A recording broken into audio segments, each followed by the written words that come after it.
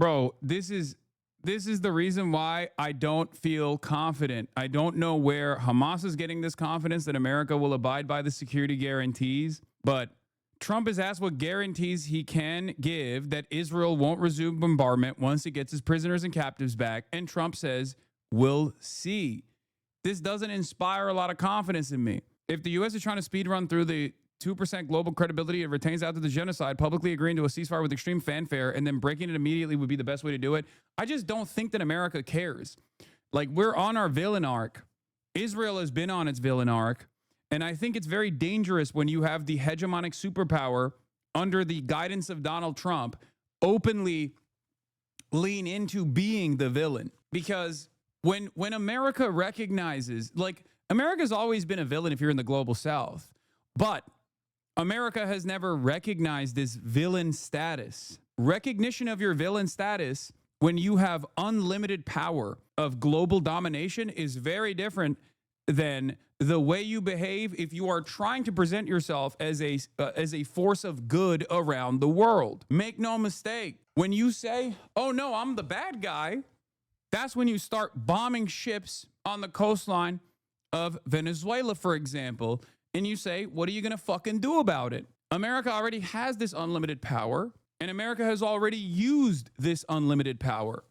Having said that, America has tried to at least abide by some kind of like international standard that they change around depending on what their goals are, right? Like they try to make it seem as though they're the world police and not entertain the notion that they're doing this because they're evil and there's not really anything you can do about it.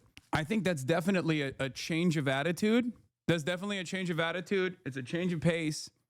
And I think it's a bit scary to see where America would take it if they were to just be like, yeah, we're villains. Because America, like, when a country is unrestrained and doesn't care about being like a global pariah, they behave like Israel. Imagine America, which has already done a lot of Israel-style things around the world, openly doing it in the same way that Israel is doing, where it's like, what are you going to fucking do about it? Yes, we're evil.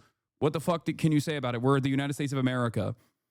I feel as though that's a new level of villainy. That means that America would be even more unrestrained.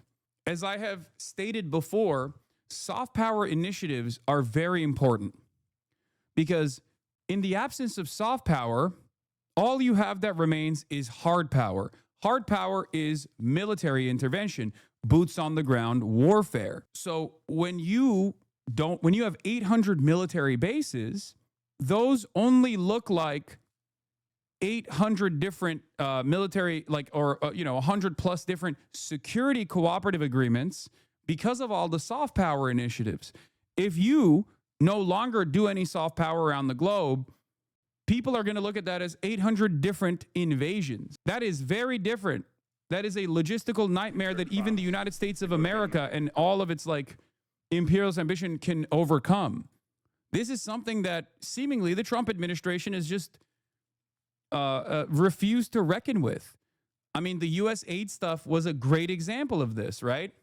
In some ways, moving U.S. aid directly under the CIA once again, so there's no like separation between like the State Department and the CIA in that regard, and then cutting ties with a lot of like soft power initiatives that America had around the world in an effort to gain favor with the local population, so it makes it much easier when America wants to do any sort of intervention, like dropping that and then saying, no, we're just going to go gung-ho on the military side. Like that's a terrifying prospect. This is how empires fall. This is how empires have fallen over and over again. Thank you. When you say Trump is continuing the legacy of American empire, you're not correct. I say this as someone who has been unimaginably critical of the legacy of American imperialism. The way that America has always conducted itself up until this very moment, up until the Trump administration, was often hiding or never saying the quiet part out loud. Donald Trump says the quiet part out loud. He is mask off about his ambitions. There's never been a moment where an American president will be like, I'm just going to fucking annex Canada. I'm going to fucking annex Greenland. What can you do about it? Was Kissinger or Reagan not inherently evil? They're just as bad as Trump? No, they are.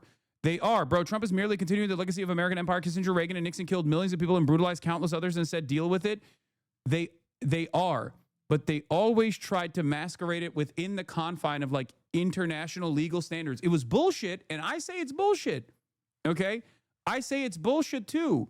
But there was a difference between doing that while simultaneously continuing to abide by like certain international standards and doing soft power initiatives in general. Now we're just dropping that and we're saying we are the villains, we are the bad guys, and we're not even going to try to masquerade as the good guys while doing the bad guys. In the past, we were the villain, we were the bad guys, but at least we tried to keep the public both here at the domestic front and also around the globe, specifically in the periphery of Western Empire, sedated and comfortable with American autonomy, comfortable with American domination and American control by engaging in these like soft power initiatives and like leaning into the optics of the whole endeavor, right? Even when the Iraq War is openly recognized as a complete massacre for no reason other than control of the natural resources, taking out a dangerous foreign adversary, dangerous to Israel in the region. Like all of those things are real, and it was fucking bullshit. Even then, they at least tried to entertain. Even then, they at least try to entertain some kind of like reason, right? They lied about it, but now, if we were to invade Iraq right now under the Trump administration, they would have just said, we're invading Iraq. What the fuck are you going to do about it? That's the difference. There's no like WMD. There's no fake WMD. There's no like lies. They just say, we're invading Iraq and there's nothing you can say or do about it because we're the United States of America. And some people like that, but I think there is a little bit of a difference because you are even less restrained now. There is no cooler heads prevailing that could be managing this. Like even the excuses for blowing up the Venezuelan boats, as you pointed out, have been narco-terrorism, right? But even then, there is not really a lot of like there's no real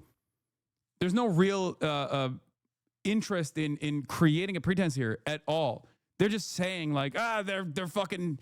I mean, Trump is literally saying, if I was a Venezuelan fisherman, I wouldn't go out to sea right now. Like, don't you think that's a little bit different than even trying to build a narrative as to why it's incredibly important to like invade Venezuela? He's just straight up saying, if you're a fisherman, we'll kill you.